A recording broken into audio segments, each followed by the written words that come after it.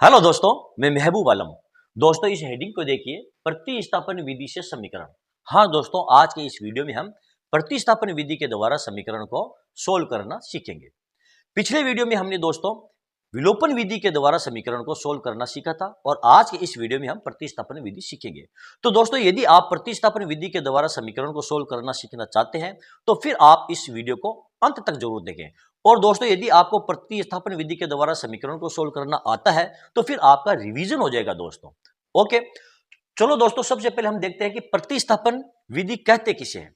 जैसे कि नाम से पता चलता है, प्रतिस्थापन, प्रति मतलब कॉपी, यानी किसी कॉपी को हम किसी दूसरी जगह ट्रांसफर करना या प्रतिस्थापित करना। जैसे कि मैं आपको बताऊं, हमारे पास ये दो समीकरण दिए हैं, x प्लस वाई बराबर 5, ये हमारा समीकरण नंबर 1 है, और 2x माइनस 3y बराबर 4, ये हमारा समीकरण नंबर 2 है। दो समीकरण दिए। अब हम क्या करेंगे, या तो समीकरण नंबर 1 से x या y दोनों में से किसी एक चर का मान ज्ञात करेंगे और उसको समीकरण नंबर 2 में प्रतिस्थापित कर देंगे, ट्रांसफर कर देंगे, ठीक है ना। या फिर हम क्या करेंगे, समीकरण नंबर 2 से x या y दोनों में से किसी एक का मान ज्ञात करेंगे और उसे समीकरण नंबर 1 में प्रतिस्थापित कर देंगे, ट्रांसफर कर देंगे, और इसी को कहते हैं प्रतिस्थापन विधि। ठीक है। अब प्रतिस्थापन विधि से समीकरण को सोल्व कैसे किया जाता है, यहां पर देखो, समीकरण नंबर 1 x प्लस वाई बराबर 5 है और 2 जो है वो 2x माइनस 3y बराबर 4 है। तो समीकरण नंबर 2 से यदि हम x का या y का मान ज्ञात करते हैं तो दोस्तों वो थोड़ा सा हमारे लिए डिफिकल्ट होगा। क्यों? क्योंकि यहां पर संख्या भी बड़ी दी गई है और यहां पर बीच में माइनस का चिन्ह भी है। लेकिन समीकरण नंबर 1 है, यहां पर देखो केवल x और y बराबर 5 दिया है, तो इसमें हमें x और y का मान ज्ञात करना हमारे लिए आसान रहेगा। तो हम आसान रास्ते को ही चुनेंगे। जब हमारे पास दो रास्ते हो, एक आसान रास्ता है और एक डिफिकल्ट रास्ता है, तो हमें हमेशा आसान रास्ते का ही चुनाव करना चाहिए। ठीक है। यहां पर देखो, समीकरण नंबर 1 हमको क्या दिया, x प्लस वाई बराबर 5, यानी कि x प्लस वाई बराबर 5, ये हमारा समीकरण नंबर 1 है। अब इसमें हमें x का मान ज्ञात करना है, तो क्या हो जाएगा, ये x बराबर 5 माइनस वाई। क्यों? y प्लस का है, इसको हमने पक्षांतर करके 5 की तरफ लेकर गए हैं, तो ये 5 माइनस वाई हो गया। अब यहां पर हमारे पास x का मान मौजूद है। अब इस x के मान को हम समीकरण नंबर 2 में प्रतिस्थापित कर देंगे, ट्रांसफर कर देंगे। इस प्रकार समीकरण नंबर 2 क्या है, देखो, 2x माइनस 3y बराबर 4, ये हमारा समीकरण नंबर 2 है। और x का मान क्या हमारे पास, 5 माइनस वाई, यानी ये जो x है यहां पर हम 5 माइनस वाई को रख देंगे, यानी कि 2 5 माइनस ये y और माइनस ये 3y बराबर ये 4। 2 को 5 से गुणा करेंगे तो ये हो जाएगा आपका 10, माइनस 2 को y से गुणा करेंगे तो ये हो जाएगा माइनस 2y, और माइनस 3y बराबर ये 4। अब यहां पर देखो, माइनस 2y माइनस 3y कितने होते हैं, माइनस 5y, और 10 को हम पक्षांतर करके इधर ले जाएंगे तो ये हो जाएगा आपका माइनस 5y बराबर 4 माइनस ये 10। ठीक है। पीछे हमारे पास क्या बचा, माइनस 5y और बराबर माइनस 6, और y बराबर क्या हो जाएगा आपका, y बराबर माइनस 6 बट्टे ये माइनस 5, माइनस से माइनस कट गया, और y बराबर ये 6 बट्टे 5 आपका y का मान है। ये लो दोस्तों, हमने y के मान को तो ज्ञात कर लिया है। अब हमें ज्ञात करना है x के मान को। तो क्या करेंगे, इस y के मान को हम या तो समीकरण नंबर 2 में रख देंगे या फिर समीकरण नंबर 1 में रख देंगे। तो हमें आसान रास्ता चुनना है, तो y के मान को हम समीकरण नंबर 1 में ही रखेंगे। समीकरण नंबर 1 क्या हमारा, यहां पर देखो, x प्लस वाई बराबर ये 5, ये हमारा समीकरण नंबर 1 है, और y बराबर क्या हमारे पास, 6 बट्टे 5, तो ये हो जाएगा आपका x प्लस 6 बट्टे 5 बराबर ये 5। ओके। अब देखो, 5 को x से गुणा कर लो, ये हो गया आपका 5x प्लस ये 6, और बराबर 5 को 5 से गुणा कर लो, ये हो गया आपका 25। 6 को उधर ले जाओ पक्षांतर करके, तो ये हो जाएगा आपका 5x बराबर 25 माइनस ये 6, और 5x बराबर क्या हो जाएगा, 19, और x बराबर ये 19 बट्टे 5। ये लो दोस्तों, हमने हमारे x के मान को भी ज्ञात कर लिया है। y बराबर 6/5 और x बराबर ये 19/5 आपका आंसर है। y का मान 6/5 और x का मान 19/5। ओके दोस्तों, चलो देखते हैं हमारा नेक्स्ट क्वेश्चन। दोस्तों ये रहा हमारा नेक्स्ट क्वेश्चन। क्या दिया है? 3x + 4y = 10, ये हमारा समीकरण नंबर 1 है। और 2x - 2y = 2, ये हमारा समीकरण नंबर 2 है। और इसको हमें सोल्व करना है। इस बार हम क्या करेंगे दोस्तों, ये जो समीकरण नंबर 2 है इसमें हम x का मान ज्ञात करेंगे। क्यों? क्योंकि हमें आसान रास्ते को ही चुनना है। ऊपर संख्याएं बड़ी दी गई है, नीचे संख्याएं छोटी दी गई है, तो छोटी संख्याओं को सरल करना आसान होता है। समीकरण नंबर 2 क्या हमारा? 2x - 2y = 2, ये हमारा समीकरण नंबर 2 है। हमें x के मान को ज्ञात करना है, तो ये हो जाएगा आपका 2x = 2 + 2y। क्यों? क्योंकि ये जो -2y है इसको हम पक्षांतर करके इस 2 की तरफ लेके गए हैं, तो ये माइनस से प्लस हो जाएगा। ठीक, अब ये तो आपका मान जो आया है वो 2x का आया है, हमें मान ज्ञात करना है x का, तो ये हो जाएगा आपका x = 2 + 2y बट्टे में ये 2। ठीक है, अब जो x का मान हमने प्राप्त किया है 2 + 2y बट्टे 2, इसको हम समीकरण नंबर 1 में ट्रांसफर कर देंगे। ठीक है, हमारा समीकरण नंबर 1 क्या है? 3x + 4y = 10, यानी कि 3x + 4y = 10, यह है हमारा समीकरण नंबर 1। इसमें हम x के मान को ट्रांसफर कर देंगे, यानी x का मान क्या है? 2 + 2y बट्टे 2। यहां पर हम लिख देंगे 3 गुणा 2 + 2y बट्टे में ये 2 और प्लस ये 4y = ये 10। ठीक है, अब देखो 3 को 2 से गुणा करेंगे तो कितना आ जाएगा आपका? ये 6। 3 को 2y से गुणा करेंगे तो ये हो जाएगा +6y और बट्टे में क्या आपके पास? ये 2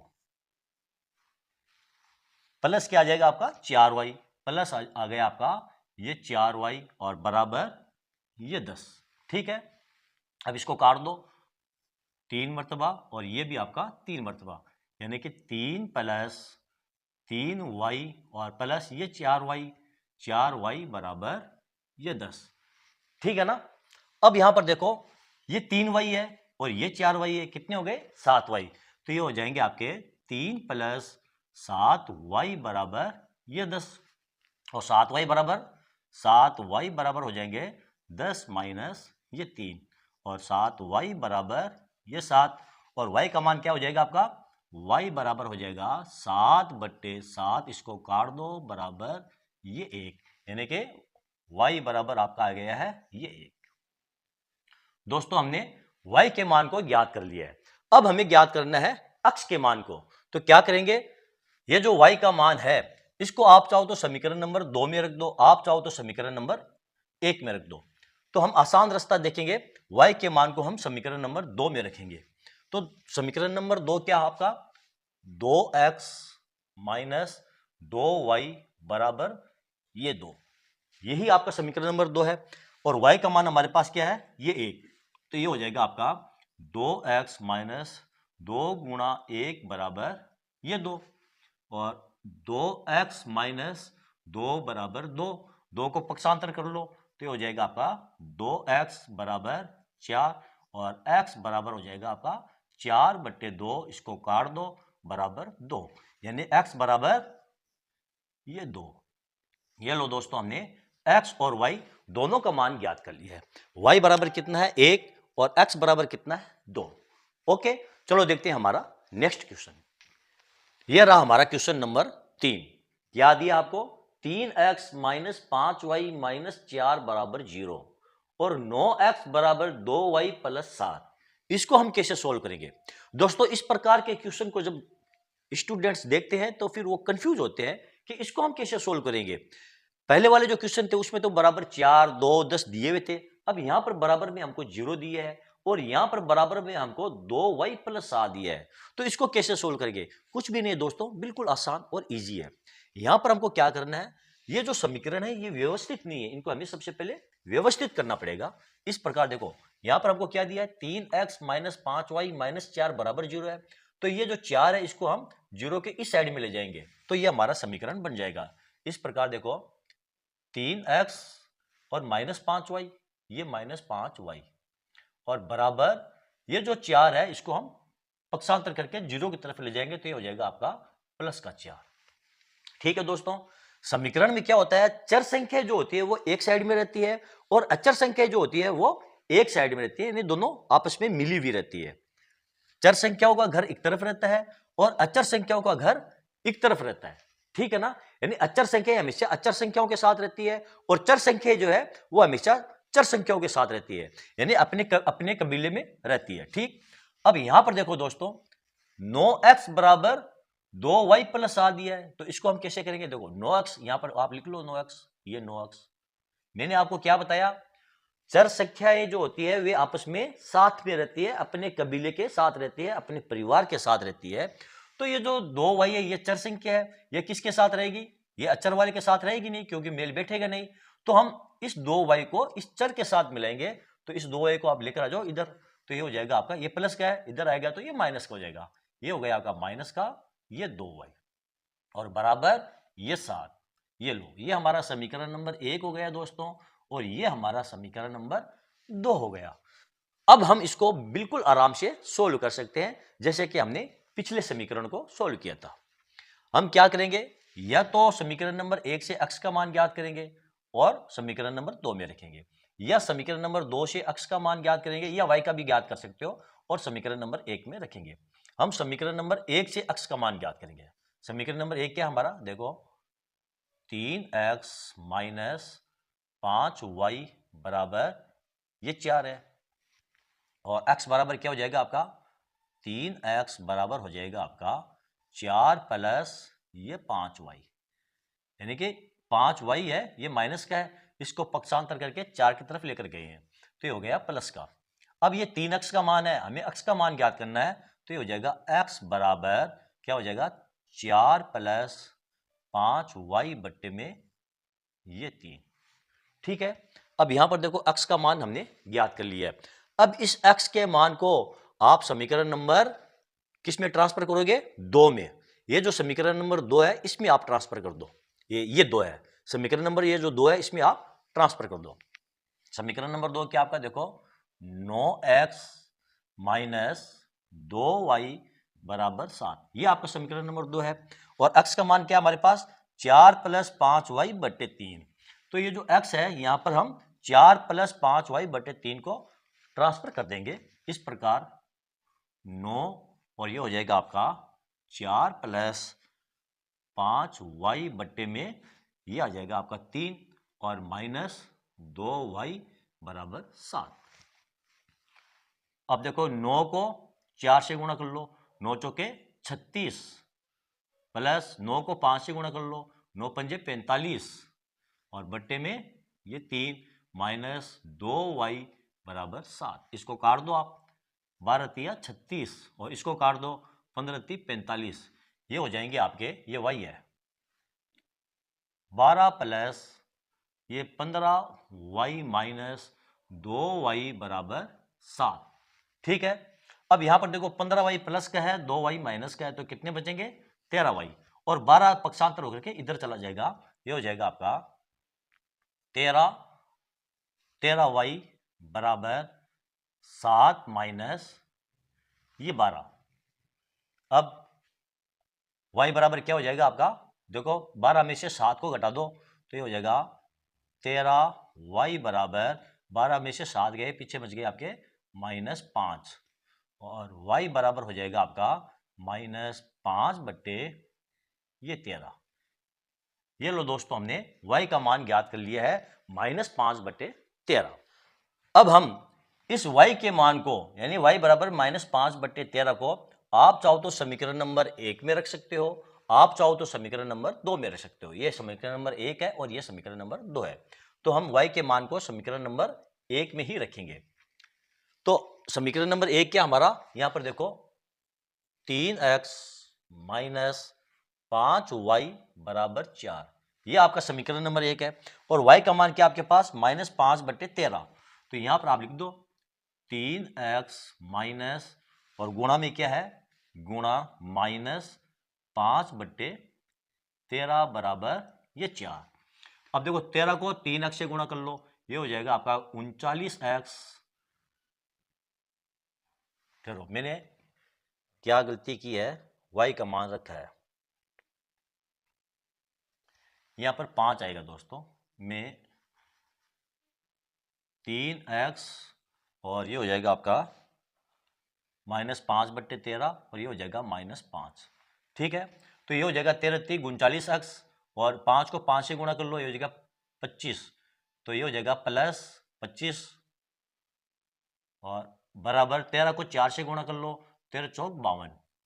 ठीक है, देखो यहां पर हमारे पास 5y था, -5y, ठीक है ना, ये -5y, 5 का 5 आ गया और y का मान यहां से उठाकर हमने रखा है -5/13, तो यहां पर -5/13 हमने लिख लिया है, क्योंकि पहले मैं -5 लिखना भूल गया था, तो उसकी मैंने भूल सुधार की है। 13 को 3 से गुणा करेंगे 39x और 5 को 5 से गुणा करेंगे 25 बराबर 13×4 = 52।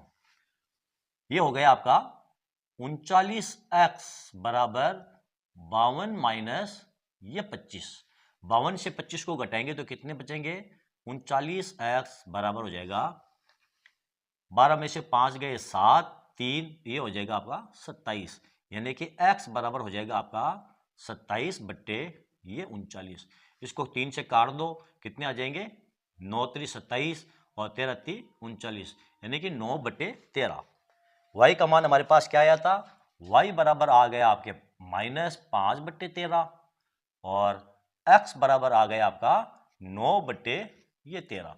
ये दोनों मान हमने याद कर लिया दोस्तों, y बराबर -5/13 और x बराबर 9/13, ये हमारा आंसर है। ओके दोस्तों, चलो देखते हैं हमारा नेक्स्ट क्वेश्चन।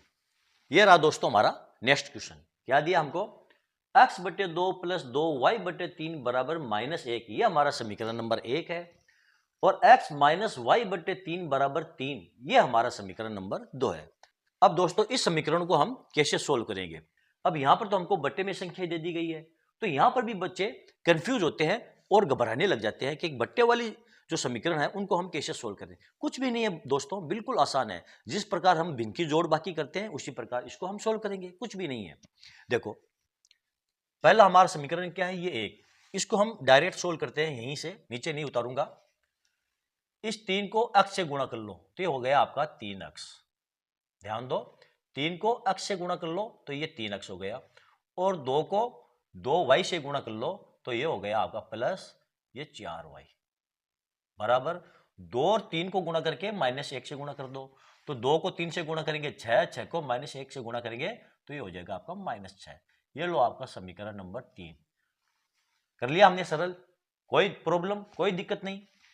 इसी प्रकार इसको देखो, 3 को x से गुणा कर लो, ये हो जाएगा आपका 3x और माइनस ये y बराबर 3 को 3 से गुणा कर लो, ये हो गया आपका 9। ये लो आपका समीकरण नंबर 4, ये प्रॉब्लम आपकी दूर हो चुकी है। अब हम समीकरण नंबर 3 या समीकरण नंबर 4 से या तो x का मान ज्ञात करेंगे या y का मान ज्ञात करेंगे। हम समीकरण नंबर 4 से x का मान ज्ञात करेंगे। समीकरण नंबर 4 क्या है हमारा, 3x - y बराबर 9, तो x 3x बराबर क्या हो जाएगा, 3x बराबर हो जाएगा आपका 9 प्लस ये y। अब 3x बराबर 9 प्लस y है और x बराबर क्या हो जाएगा आपका, x बराबर हो जाएगा 9 प्लस y बटे में ये 3 हो गया। अब x बराबर 9 प्लस y बटे 3 है, इसको आप समीकरण नंबर 3 में ट्रांसफर कर दो। समीकरण नंबर 3 क्या आपका, यहां पर देखो 3x प्लस 4y बराबर -6, ये आपका समीकरण नंबर 3।